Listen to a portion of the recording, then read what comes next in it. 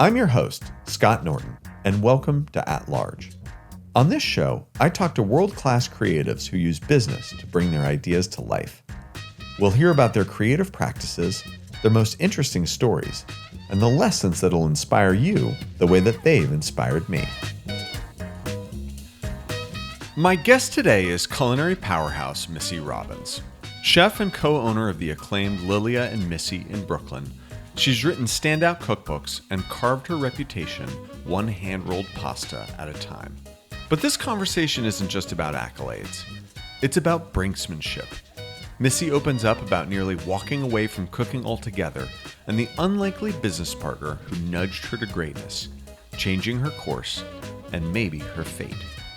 She tells the story of transforming a Brooklyn auto body shop into one of New York's most coveted tables.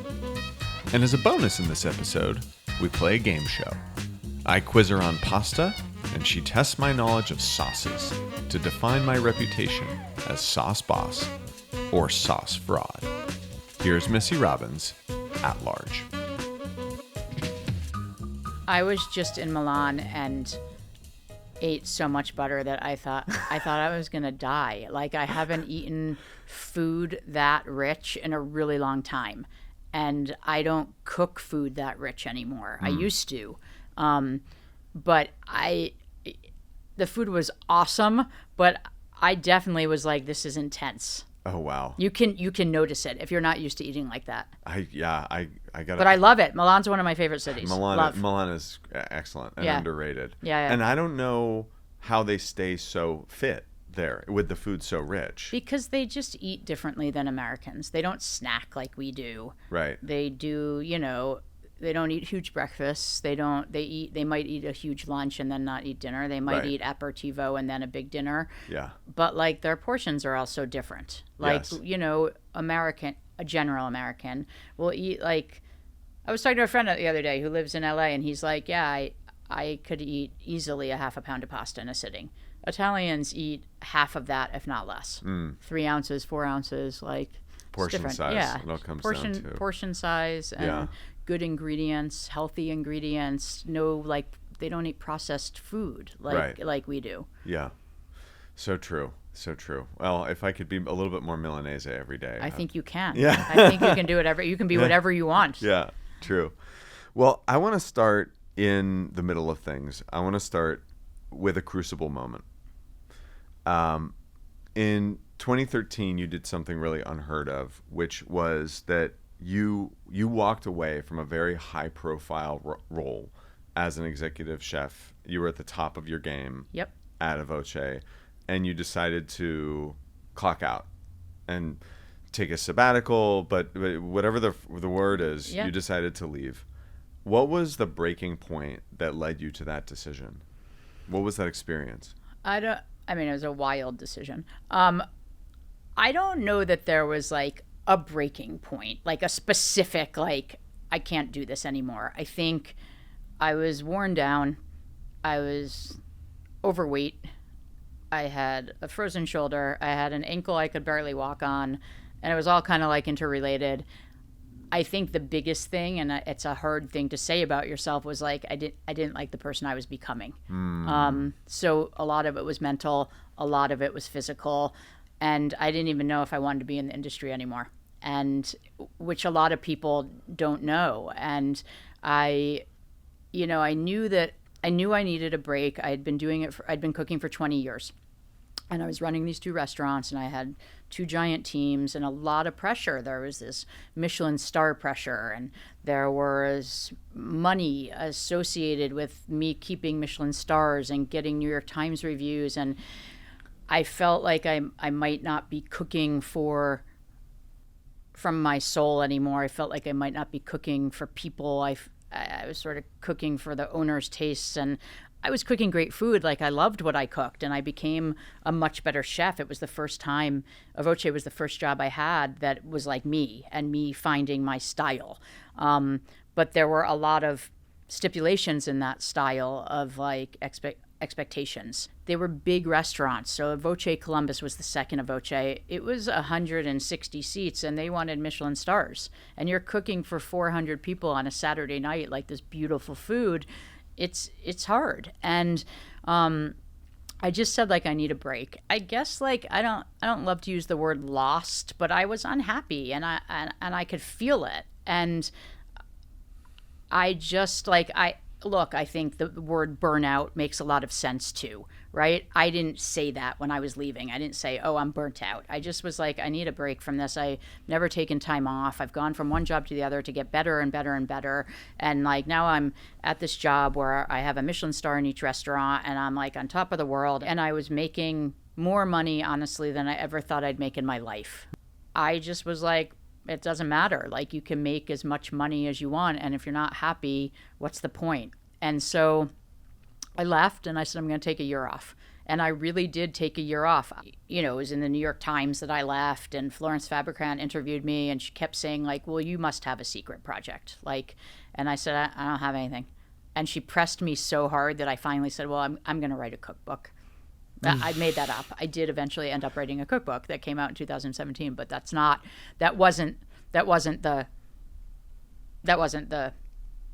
idea. Right. So that's so funny that she was like, well, it must be something, and you're like, I'm gonna write a cookbook. So the first couple of months, like, I kind of just learned to live like a human.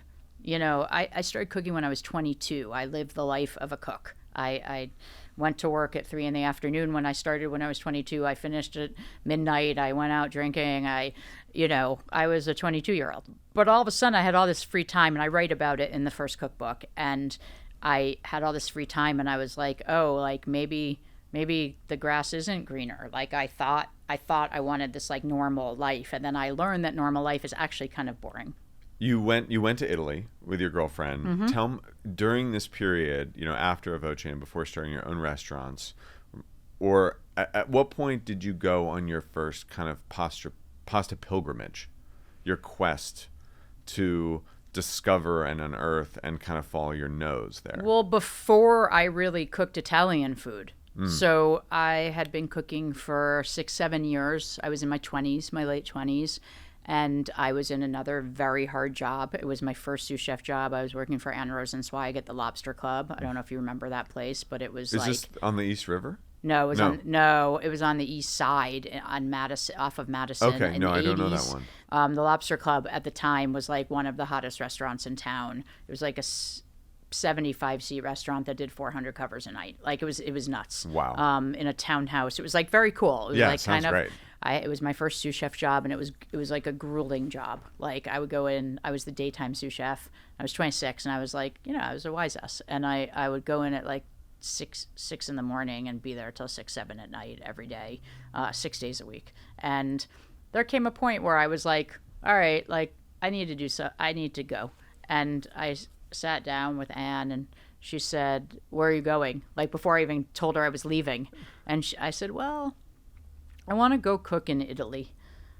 And she said, good, go to Italy. That's great. Andy, her husband, and I will help you find stages. And like I said, I don't have any money. And I was making like $45,000 a year then. And I said, I don't have any money. She goes, well, go find money and we'll help you. And I was like, okay. So we're going to find money. I went like really blindly. I literally like had that conversation with Anne and was gone 4 weeks later. And she set me up in the first couple places, and I was living with Italians. I didn't speak a word of Italian at that point. There was no cell phones. I had a disc man and a disc to teach me Italian. And I just got thrown in these kitchens, and it was awesome. Phenomenal. And I loved it. It was scary. It was the first time I think in my life where like I was really on my own. Yeah. Like really like you don't have a cell phone. You can't just call someone every 4 minutes to like, Mom, I need your advice, or a friend. And so I felt like really it wasn't like it was partially about Italian food and learning the culture, and I lived in 3 different regions, but it was partially about becoming a little bit more independent. So self-reliance. Yeah. It's one of the greatest gifts to find yourself often accidentally in a situation where you are self-reliant in an unfamiliar area, an unfamiliar place. Yeah. You have all this personal responsibility, and you take it day by day. Yeah. And it's fine, you know? I went to a very small town called San Marino that's like basically its own country. Oh, it is its own country. You know It's San the- Marino. You're like maybe the first person It's I've the ever. oldest. It's the oldest sovereign nation. That's Why still do you in even know what existence. San Marino is?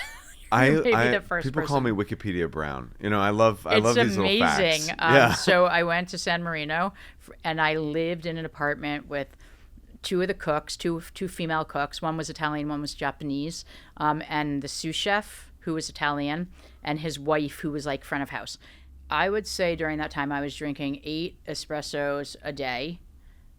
We would have an espresso on the way to work. We would drive. It was like less than a mile. We would stop at this like little cafe on the way to work, and we would get a cappuccino. We would then get to work and have another cappuccino. We would then have an espresso mid prepping. We would then have lunch. We'd have an espresso after lunch. I was like massively addicted. I asked before how the Milanese stay so skinny, and I don't think caffeine overdoses was part of the answer, but that's got to be part of the equation. That was like a real cultural thing that I loved, and it became like part of me. And then the other big one was siesta. So we would cook lunch, we would go home, and we would go back at like 6. And I had my own bedroom, and then the 2 women shared a bedroom, and they weren't a couple, like they had their separate rooms, and they, maybe they were a couple. I actually have no idea. Right. In hindsight. Yeah, no, but perhaps they were. Yeah. Wasn't paying attention. But what I was paying attention to is I noticed like we'd chat for a few minutes, and then they'd start to like take their clothing off and get in bed, and it'd be like 3 PM. And I'd be like, what are they doing? And so I'd like go in my room and read a book, and I'm like, I don't know what to do. Like San Marino's small, there's nothing to do, and everything's closed during siesta. I mean, 2 weeks in, I was taking my pants off, I was getting under my covers, I would read for like 20 minutes, and I would sleep and set an alarm till 6, get up, go have my next espresso, and cook dinner at the restaurant, and go, we had dinner too. Yep. And then we would go home. Perfect. So tell me about your relationship with Sean Feeney. I mean, what do you want to know? Well, how did you meet him? And it's the best New York story ever. How did he play a role in the second chapter of your career? Yeah. Sean and I lived in the same building, and it was kind of like living in a house. Like you see each other, but Sean was in finance at the time. He worked at a hedge fund, and I was at a Voce, and I worked 14 hours a day, sometimes 6 days a week, and our hours were very different. Like he was going, I think one of his jobs at the time that we met was like in Connecticut, so he was leaving at like 4 a.m. Mm-hmm. And the rest of the time 5, 6, and came home at midnight and woke up at 8, 9 and went to work, and we just were like ships passing in the night. They would come to the restaurant once in a while, and I remember he dropped a menu off once for me to sign, and we just found it recently actually. And so then the hurricane happened, Hurricane Sandy. Mm-hmm. And my girlfriend at the time had to go home because she had cats, which is a whole other issue. And he's like, I don't want you to be alone during the hurricane. I'm going to cook for a couple people. Why don't you come upstairs? And I said, you're going to cook for me. And I like barely knew him. And I was like, you're going to cook for me. He's like, yeah. I said, what are you going to make? He said, bolognese. And I was like, you're going to make me bolognese. And he said, yeah, I am. So I went upstairs, like, I don't know, 5 or 6 o'clock. And I think we had closed the restaurant. So I think I had started like having drinks at 3 probably. Went upstairs. He made a great Negroni, and he made great bolognese. And the other couple that was there ended up leaving, like, the power went out, and they ended up leaving. And I ended up hanging out with them like till 11 at night. And they like wanted me to sleep over. And I'm like, guys, I live right downstairs. I'm going to go to my own bed. Yeah. And they're like, well, you can stay on the couch. And I was like, I don't want to. And that night, like, we really got to know each other, like told a lot of stories. And like, I said, like, I'm not that happy. I'm probably going to leave a Voce this year. And I left, and I was home a lot more. And Sean is a very curious person, and he doesn't like to be alone. Mm-hmm. So when he knew that I was like at home and his wife and daughter weren't, he would like knock on my door, or he'd like smell something. So during that time I went on Weight Watchers, and I started cooking a lot at home, and I was like experimenting with all these like using less fat and like doing Weight Watchers, but doing it in a way that like I was making really good food. And so he would like come in and he'd be like, what are you making? And then he was consulting for Cacio e pepe, it's 2 points. Cacio e pepe is a lot more than 2 points. Yeah, I know. What I learned, the first thing I learned, I cook with olive oil, like I used to guzzle just it. do that. Yeah. And I had 20, let's call it 26 or 23 points a day on Weight Watchers. I'll give you some numbers. Okay. A tablespoon of olive oil was 3 points then. They've changed the whole system, and I'm not on it anymore. But they've changed the system. A tablespoon was 3 points. And so I was like, I don't even know what a tablespoon is. Right. So like I took a tablespoon and I put it in a pan one day to saute garlic, and I'm like, I'm fucked. I'm like, oh my You're God. like, my minimum viable unit for olive oil is a quarter cup. A little bit. Yeah. A little bit. And Yeah. I was like, okay, what am I going to do? Yeah. And so I mean, it's a whole different topic, but I taught myself techniques of like using tomato paste or anchovy paste to like bring flavor without having to use a lot of oil, and like just use less sauteing and put water in it. Like I really like made kind of a cool cuisine, and it changed the way I cooked at Lilia when we opened, which we'll get to later. But Sean at the time was like doing some consulting for a small restaurant group, and as like a finance guy, he didn't really know about the restaurant group or restaurants, and he would like knock on my door and be like, can you like tell me about food cost? And I'd be like, dude, I am retired. Like, I don't want to talk about food costs. I just spent the last 20 years talking about food costs. And he would just ask a lot of questions. He's like the most curious person I've probably ever met. And sometimes it can be intimidating. Like sometimes you can feel like you're getting like the grandest inquisition. Sure. But it's really, I believe, out of genuine curiosity. Oh, absolutely. And I know my mother is exactly like that. Yeah, so he'd be like, who you talking to? And like, well, what are they offering you? And what's the deals they're offering you? And like, he's like, do you think that's fair? And he like would make you think, right? So one day after all of this and many months, Sean texted me from the beach. He was with his wife on vacation, and he said, don't sign with anyone. I want to be your partner. And I immediately was like, yeah, no. I was like, you're not in the restaurant business. And in my head, I really thought that my partner needed to be a GM type, wine type, my other half. Restaurateur, yes. I also thought like I wanted to partner with someone very established so that they could start, because I had never done it myself before. That was one reason. Sure. And I had been, I was a partner at Voce, which meant kind of nothing. But I didn't build those restaurants. Like I came in at the very end of design at Voce Columbus. And I obviously did the opening, but I hadn't like done it from scratch, start to finish by myself. So in my mind and logic, I wanted someone who was very established. And he said, well, will you just like think about it? I'll be home in a couple days. And I said, sure. I'll yes. And like for months I said no to him. But during those 4 months, we would go out to dinner, or we would have conversations in the apartments, or we would take a walk or whatever.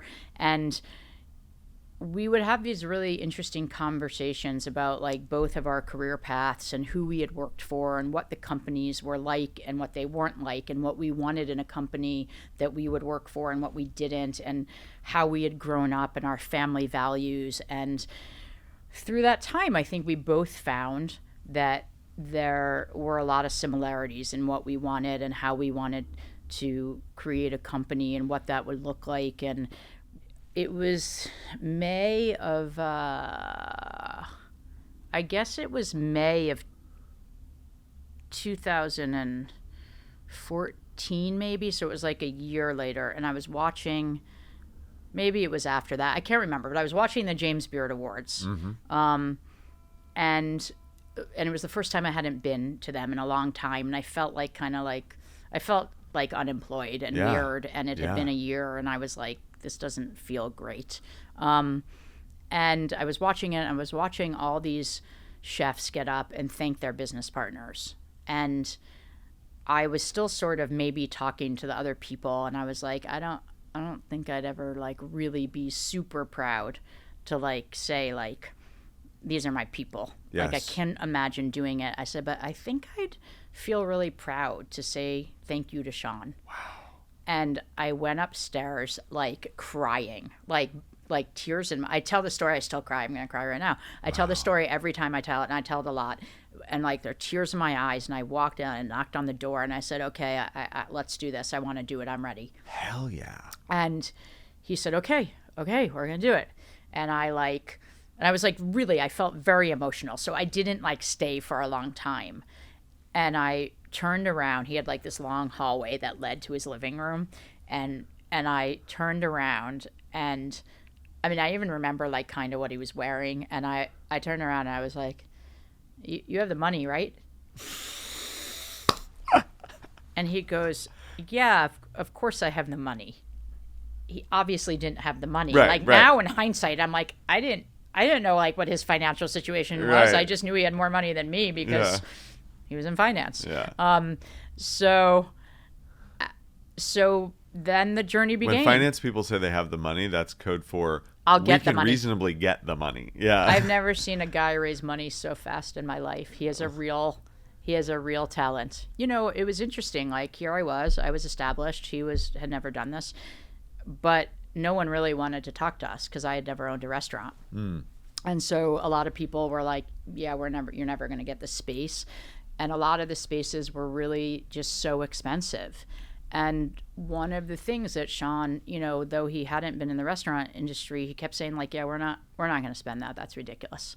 And I was like so used to Avoce's numbers, which by the way, Avoce didn't make enough money. So like they made some money, but like struggle. Right. But like to me, it was just normal. Like that's you do. That's the restaurant business. That's what you do. Yeah. And Sean was like, well, that's not what we're going to do. And it was frustrating for me. And I'm like, I'm never going to open a restaurant. And like, this is never really going to happen. And finally he called me one day and he said, I think I have a lead on a space in Williamsburg.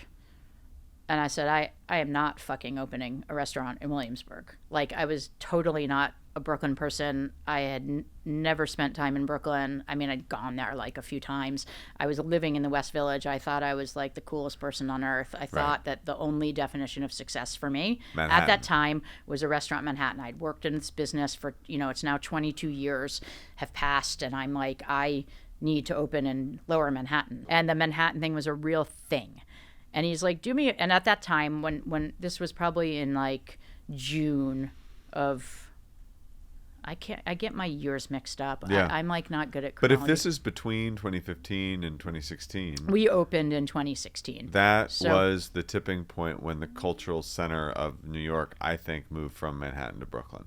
Maybe. I mean, yes, I'm that cool. See And that I'm that think cool. that it is. I think that it is now in Brooklyn. It And is. I lived in Manhattan for 10 years. I love Manhattan. I'm very I much a love Manhattan both person. now. Yeah. I'll get to that. Yeah. I love both. So he said, will you do me a favor? Like I'm not at work. Could you please just go look at the space?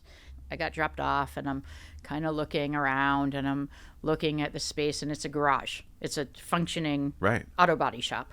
And there's a car in the middle, but like there are these giant windows. They're all covered up. I mean, it looks like a jail. They're bars. There's like that mesh barring, and the windows were like that non-see-through windows. And I'm looking, and I see like these panels. These were really ugly, like white plastic panels, but like a couple of them missing. And there's like peeking through like a skylight and beams. And I'm like, Sean's like voraciously texting me as he does, and he was like, "How is it?" And I'd be like, it's good. It's got bones. It's got like real bones. But like, I got to tell you, I don't know how to get home from here. And he's like, okay. And you know, you can see at Lilia, there's all these buildings, either very new, had just gone up surrounding it, or like being built. Right. And so Sean and I started going on Saturdays. And like we looked like tourists. I mean, this guy's wearing like Gucci loafers in Williamsburg and his finance vest, and I'm just me. And you know, you start seeing like who really lives there and how busy it is and what's going on. And I had this totally different impression of Williamsburg because the only people I knew that lived there were cooks of mine. Right.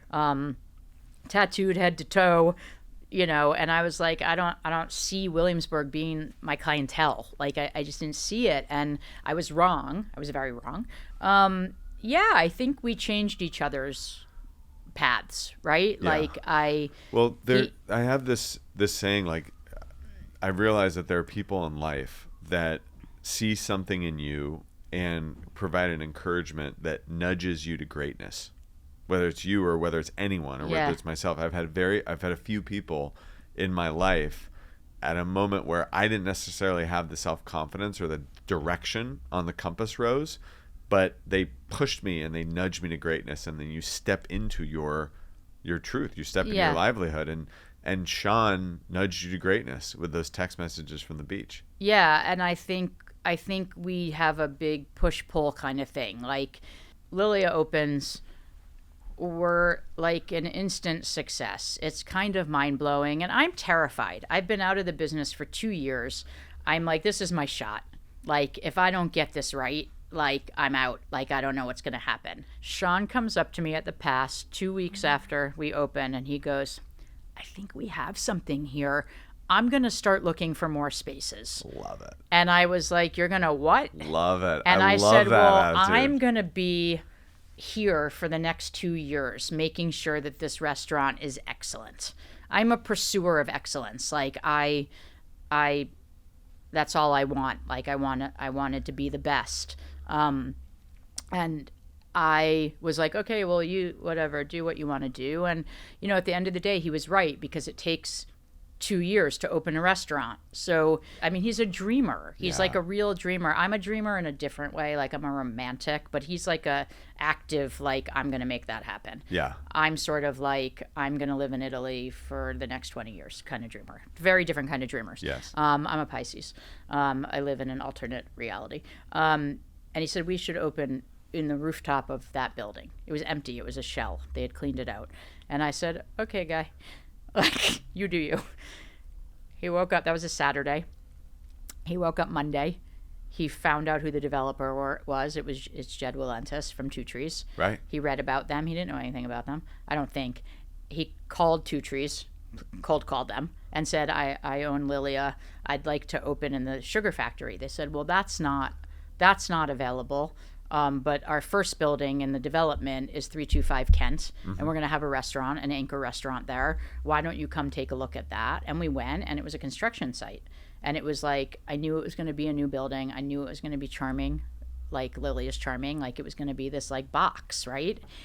Which I didn't want. I was so happy to be in this charming corner, single-story building, wood fire, because it's a single-story building. But we both really agreed that, like, we saw what was going to happen in South Williamsburg, in this like 3-block stretch of the Domino factory, and we were like, okay, let's do this. And so we went to work on that, and we decided to do Misi.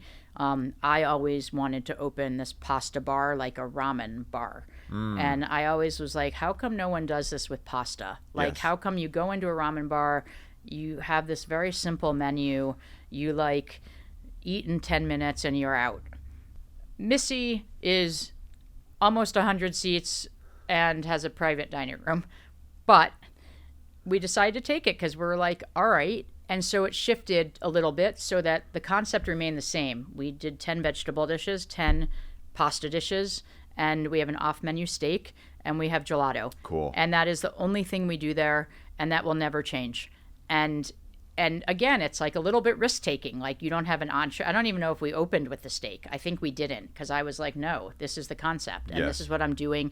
We opened for lunch there, and Saturday and Sunday I was like, I'm not doing egg dishes. I'm not doing brunch. They can come eat pasta if they want. Like, and if they don't like it, they can go to Two Hands. Well, Two Hands wasn't open then, but Sunday in Brooklyn was open. Yes. And I was like, they can go get their pancakes somewhere else, but like, this is what we're doing. But it did afford me the opportunity to have a pasta room, this beautiful laboratory that I wouldn't have had in a 20-seat place. And like, again, the compromise was like, all right, we can do a pasta room, but how do we utilize that at night for seats? Because it's a giant place. So we made it the private dining room. Lovely. And so when the pasta team leaves in the afternoon, the room gets cleaned and it gets set up for, we do up to 20 people in the pasta room. Cool. And they're eating next to the equipment, and they're eating on the tables that we make the pasta. And it's been really cool to have that. And I've seen other people replicate that since. And and so Missy became Missy. And in 2009, we opened in the fall of 2019 to 2018. And in January 2019, Sean left his hedge fund and became full-time. Again, that curiosity, I think, really has made him a success. Like when we opened Lilia, because I was yelling at him every day that he wasn't carrying shit right or whatever, he really he spent time with every person in the restaurant, and he would just ask questions and he would take notes. He always has, he's an absorber. Yeah. One of the things that he, was particularly good at with me, I was like an old dog, no new tricks, right? And every time he asked me a question, I was like, that's the way it's done. And he's like, well, I need a better answer than that. And that's continued to be our kind of way of navigating through things of we're not just going to do it the way that everyone has done it. So he's innovative in that way where he's a little bit more open-minded to things. And I think that's been his benefit is that he didn't grow up in the business and he didn't have all these ways of doing things, and I had all these ways of doing things. Oh, it's great. And so it's had to I've had to adjust to that. The partnership between the two of you, it's what an incredible leadership pair. And I love how you have such high standards for him.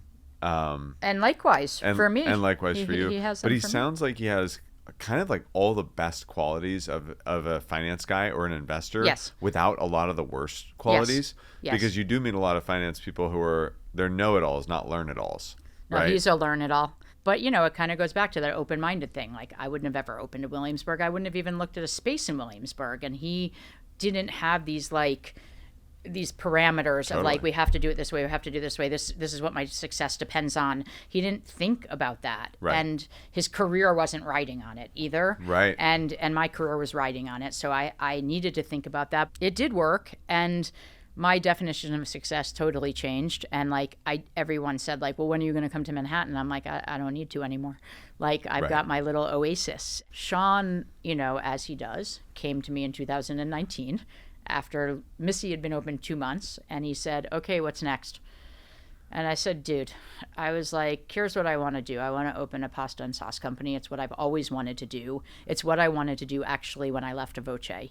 We made the decision to do it differently, and we started out of Missy. Sean and I invested about $20,000 total to get the greatest shopping bags ever, to get wrapping paper, packaging, but we had obviously this facility at Missy where we could start doing it, jars, labels, all that stuff. And Sean's like, I want to launch this by doing drops, and every weekend we're going to say we have one pasta, one sauce, come and get it. And we're going to have a limited amount of bags. And I was furious with him.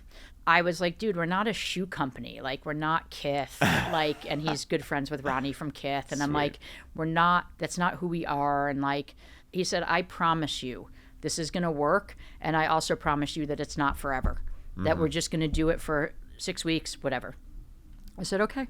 And sometimes you have to trust your partner, and sometimes you have to say, okay, this is actually a partnership. I don't get to make all the calls. I get to make all the calls creatively.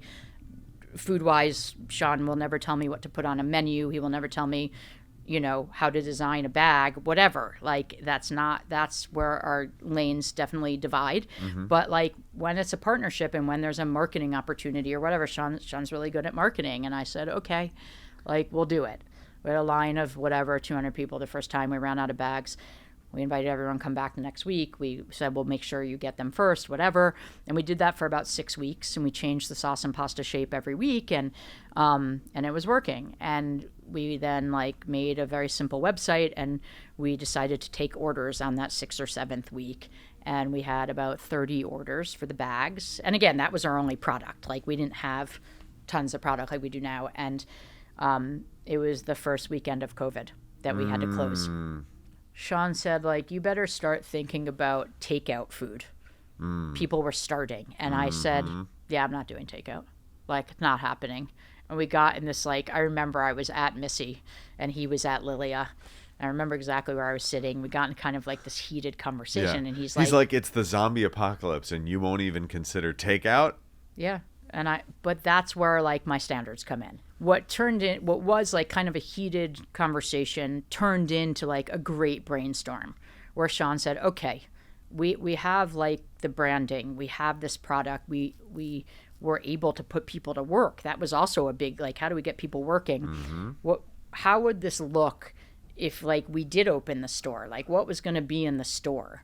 And so all of a sudden I said, okay, great. And like we ended up having a really, really positive conversation out of something. And that's how a lot of things happen with us. Like we're really different people. Like really, I mean, you can hear it. Like, yes, absolutely. We're very, very different people with very different mindsets and backgrounds and whatever.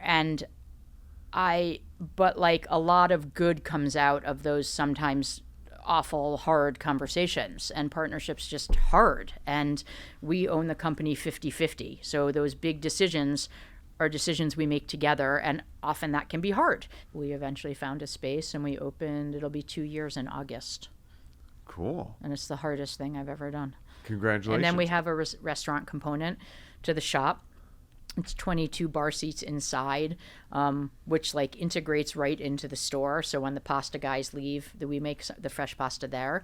When they leave, we set up 4 stools in the window, and you can sit, you can have aperitivo, you can have snacks from the kitchen. We have this tiny little kitchen and a fun little menu that's very different from Missy and Lilia. And then we have what I don't want to brag, but I think it's the best garden in New York City. Oh. We have a garden with another 25 seats with like, we have a quince tree back there, and it's really gorgeous. And you feel transported just to another place. It's quiet. There's no music out there. You can't really hear like traffic. It's walled in by brick, and it's like a little oasis. And world. It's meant to transport you to like make you feel like you're in Greece or Puglia or the south of France or wherever you want to envision that you are. So we're gonna have a little fun segment now. Great. I got some tricks up my sleeve. Great. The first is called Pasta Puzzler. Pasta Puzzler, twist and shout. What's al dente? Figure it out. And I have 12 different pasta shapes that I'm going to say the names of and quiz you on. And I'm going to ask you to describe them. Jesus. And they're ranked between the least obscure to the most obscure. So do you think I know all of them? It's going to get harder. Did you take them from my book? I'm quite optimistic that you are going to get If I don't, I mean, that's one of the reasons I like Italian food. There's always something new to learn. And then we have prepared another segment called Sauce Boss or Sauce Fraud. Play Sauce Boss or Sauce Fraud. And there's a list of sauces, which I have not seen, that you're going to read and quiz me. Oh. To see if I'm the sauce boss or the sauce fraud. Okay. I love this. You can take this upside down for now. Okay. But we'll start. So I'm gonna start by reading, and this one is so obvious, but just a way to play the game. So I'll say the name of it, and you describe what it looks like. Rigatoni. Rigatoni. This is funny. Rigatoni is a tubular pasta, generally made dried, semolina and water, and generally used like to do hearty pastas. Bucatini. Bucatini is like a fat, long pasta shape, similar to a spaghetti, a little wider, with a hole through the center. Mafaldine. Mafaldine is like ridged, like it looks like a thin lasagna. Mm-hmm. It's also what has made me well known. Right. You're famous for that one. So. I don't like to use the word famous, but I will say that I never saw Mafaldine in this country, but before I started doing it. Orecchiette. Orecchiette means little ears, and I would say it's like a little circular shape with like a divot in it, and a lot of texture. You make it with by like dragging it along with a knife, and when you drag it on the wood board, it'll give you this like beautiful roughness. Yeah. Cavatelli. Cavatelli is like an orecchiette, like same sort of method, but you drag it all the way so that it like curls over. Strangossi. Strangossi means shoelace, and it looks like a shoelace. It's like a thicker, wider fettuccine. Strozzapreti. Strozzapreti is I don't even know how to describe it. It was one of the first. It's not in my repertoire. Yeah. Like I don't really do it, but it's like you do it sort of. It's so hard to describe. You basically make a strip of pasta rolled out, like not super thin, and you kind of like strike Twist it and it? like twist it in your hand like this. Yeah. It was one of the first things I learned how to do when I was in Emilia Romagna in San Marino. They had a separate pasta room. It was not as glamorous as mine. You know what the name means? I don't. Oh, priest stranglers. Yes. Priest stranglers. Hi. Thank you. Exactly. Wow. You Good embarrass me memory. on your show. And okay, so now we're getting into the ones that I don't think I've ever heard pronounced before. Okay. So you'll have to allow me or forgive me for my pronunciation. Bussiate. Bussiate is a Sicilian that you do on a rod, and it's like a coil. Yeah, like a telephone cord. Yeah, sort of. That's a good description of it. Yeah. Corsetti. Corsetti is a stamp. That comes from Liguria, and that's in my repertoire. It's always on. We usually have a Corsetti on the menu at Missy. That's kind of one of the staples there. It's made with a wooden stamp. They make these hand carved wooden stamps, and in Liguria, every family would sort of have their own stamp, like a crest. Oh, so cool. Yeah, and we just buy sort of ones that have cool designs on them, or they all have like dots. And basically, you roll out the dough, and then you stamp out a circular pasta disc, Like a coin. and then you stamp it with the other side, which will have this carving, which will make an imprint on the thing and give it some texture. Beautiful. Lorgitas. Lorgitas is not one I do either, but it's a thick round. It's like almost braided, but not. Like you take it and then you twist it and then you make a circle. Exactly. Yeah, Like a wreath cool shape. almost. Yeah, very cool shape. Souffle Souffle is the another Sardinian. Do you like Sardinia? I do like Sardinia. Souffle is like very rarely made anymore. It's made on this like sieve almost, where you're like constantly pulling strips and laying them over, and you end up with this like almost a grid of pasta. Yeah, like And- a mesh. Yeah. And there's like supposedly 3 people who know how to do it still in this one town. Yeah, the resource that I have says Threads of the Gods, a sacred Sardinian pasta made into an intricate mesh of hair-thin strands, arguably the rarest pasta Yes. on earth. Yeah. I had never heard of it before I was there. It's really cool. Wow. Griffaluna.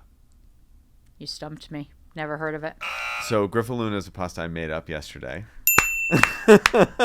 It What looks does it sort of look like like? this seashell, and here, and it's Oh. it's But is that a real ideal shape? for sauce capture. Did you make it? Yes.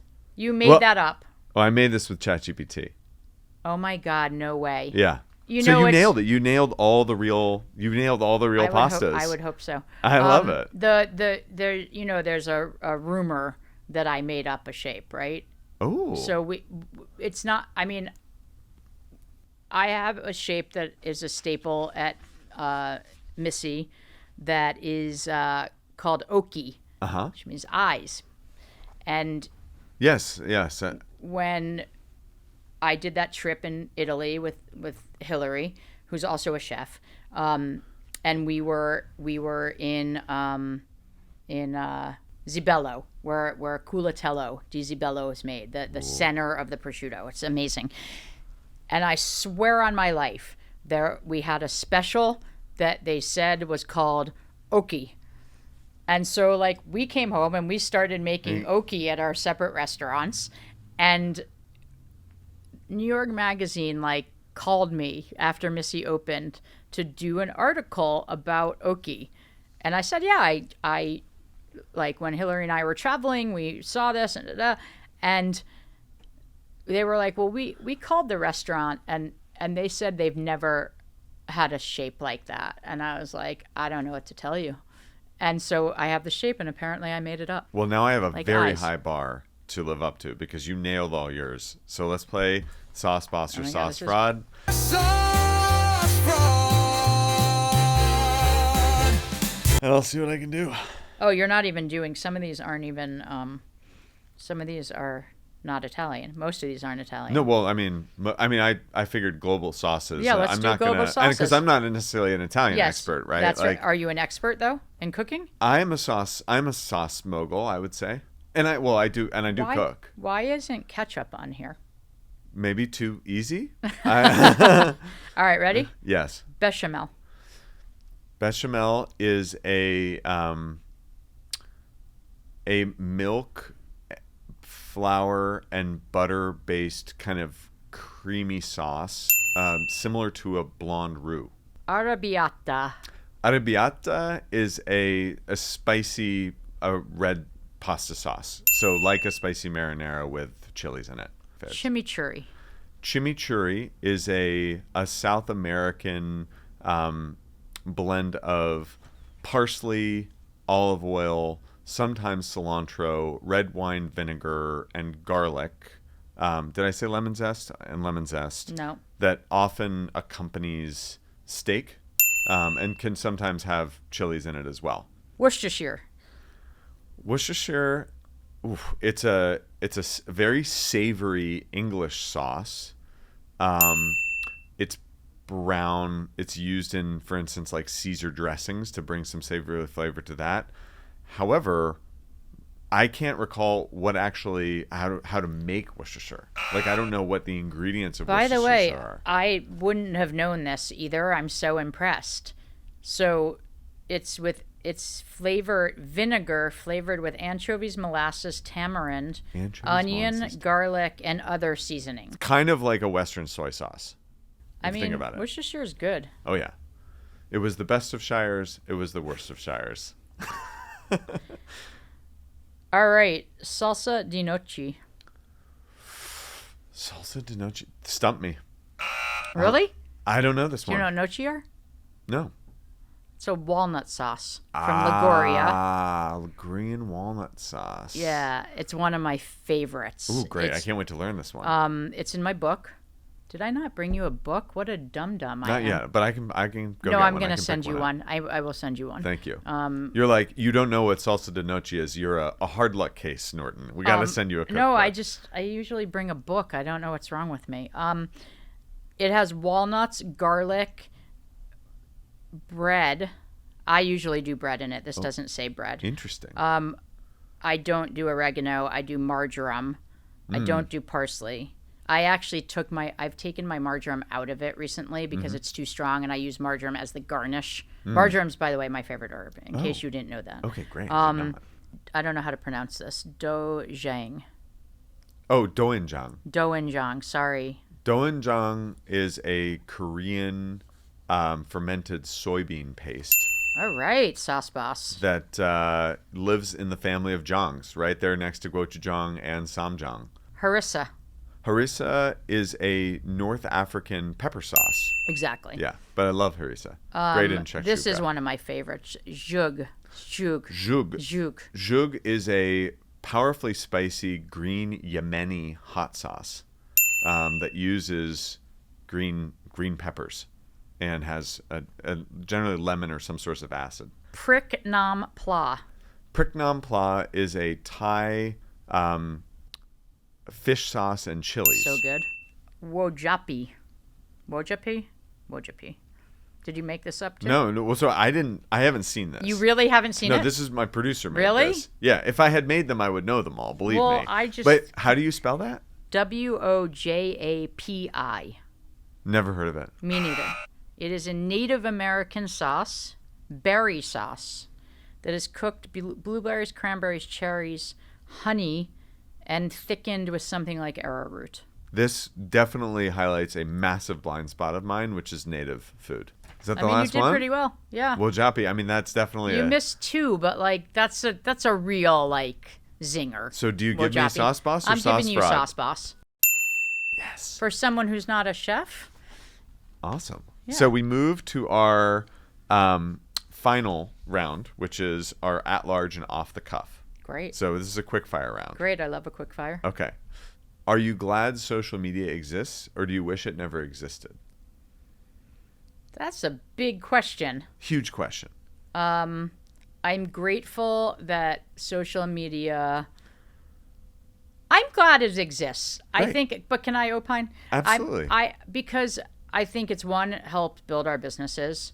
I think the thing that I found the most is the community building. So, and the connections you make with people that you might not make with people otherwise. So like I've been traveling, for instance, and I was alone in Ischia, and a friend of mine, not like my best friend, but like someone I know who travels a lot in that area, was in South Africa, I think, at the time.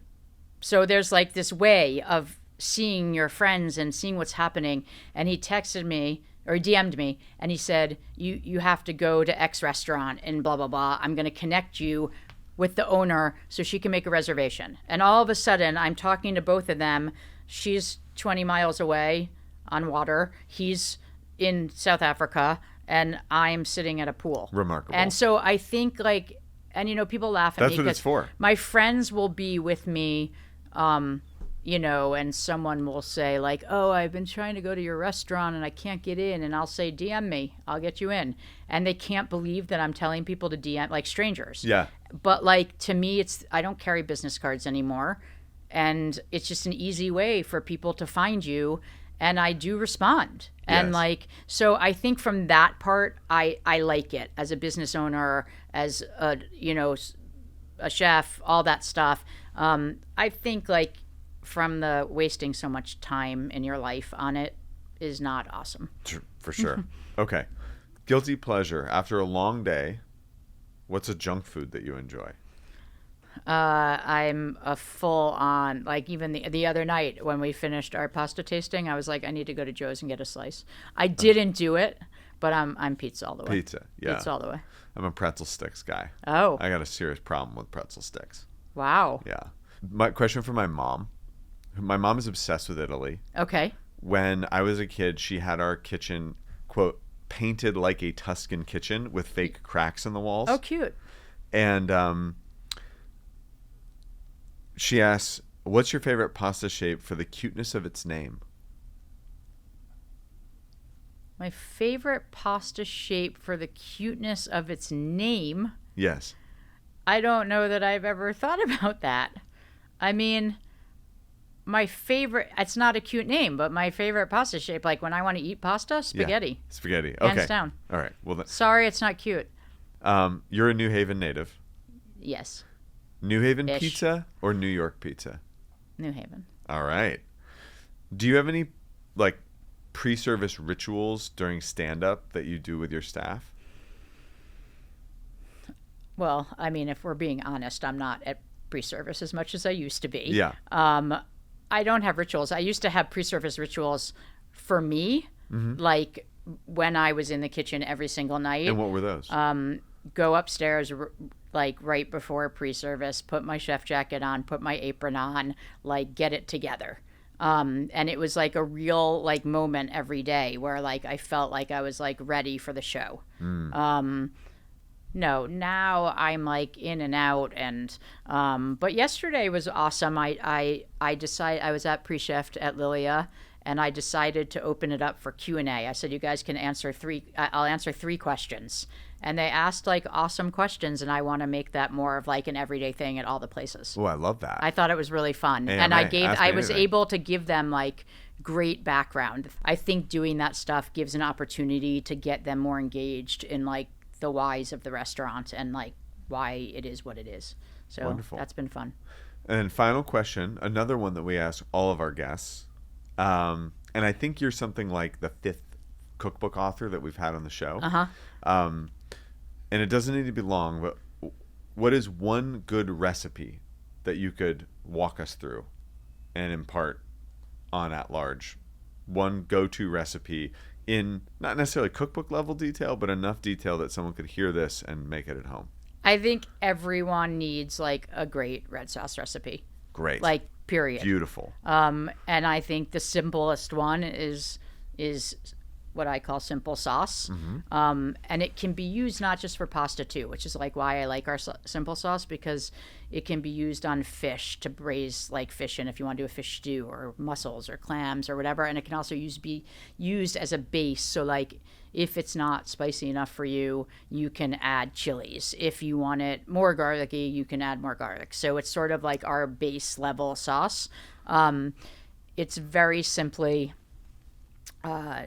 shaved garlic, sweated in olive oil, low temperature, no color. I never get color on sliced garlic. The only color garlic I get is when I'm caramelizing a whole clove and making it really soft very slowly. But I never want like that burnt garlic. So lots of olive oil, a tiny bit of chili flake, and like really great crushed San Marzano tomatoes. After you saute the garlic, you put your crushed San Marzanos in. I like to buy them whole and crush them myself. Yep. And then you put the tomatoes in, you stir it all together, you let it cook for like 20 to 30 minutes. Like I never, on like a really low simmer, never bring it down, never reduce it, never add sugar to your tomato sauces. And then I just finish it with a little salt once it's cooked. Little salt. Yeah. I mean, that's pretty easy, and it takes 20 minutes, 20, 30 minutes. Beautiful. The ketchup mogul and the simple sauce are we're having a love affair. Yes. I can't believe I forgot the lime juice in the prick non plat, but otherwise this was a great interview. Thank you. So Thanks for having me. so This was much super for fun. joining us. Thank you. Thanks, Missy. Thank you for tuning into At Large. Today's episode was produced by Sick Bird Productions. Our theme song is Son of Sanford by Motion Worker. Subscribe wherever you get your podcasts and by email at atlargeshow.com. Follow me at SWH Norton on Instagram and Twitter, and DM me about the guests you want to hear on the show.